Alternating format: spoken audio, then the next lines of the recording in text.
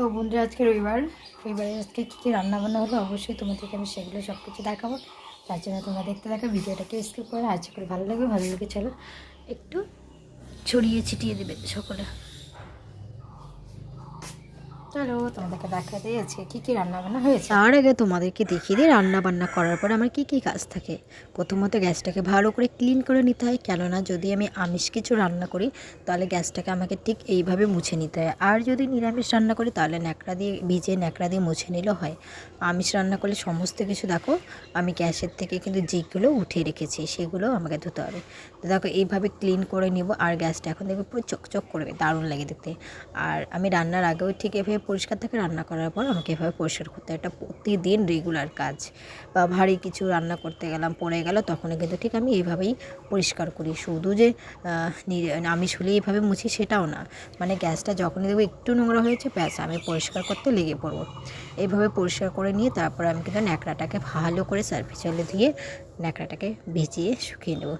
আর এদিকে দেখো আমার মেয়ে আমার সাথে পিছু পিছু দুষ্টুমি করছে, কারণ এখন যেহেতু মেয়ের স্কুল নেই কী করবে, দু টাইম এদিক ওদিক করছে, খেলছে আর বারবার আমার দিকে আসছে, আমাকে দেখছে, এটা ওটা বায়না আর কি বলতে পারে একরকম। তো চলো দেখো গ্যাসটা আমার কি সুন্দর করে ক্লিন করে নিলাম বলো। তো এরকম পরিষ্কার থাকলে ভালো লাগে। চলো এবার গ্যাসের নিচটাও আমি পরিষ্কার করে নেবো। এদিকে দেখো স্লিপারটাও পরিষ্কার করে নেব। চলো চকচকে করে ফেললাম। এদিকে কিছু কিন্তু বাসনও আমার রয়ে গেল, সে বাসনগুলোকেও এখন কিন্তু আমি ভালো করে ধুয়ে নেব। আগে বাসনগুলো নিয়ে গিয়ে কলতলাতে রেখে আসবো, তারপর কিন্তু বেসিনটাকেও ক্লিন করে নেব, কেননা বেসিনটাও সবসময় পরিষ্কার রাখলে বেশ ভালো লাগে দেখতে। আর চলো তো দেখি বন্ধুরা এদিকে আমি কী কী রান্না করছি, তোমাদের সাথে আগে রান্নাটা দেখিয়ে দিই।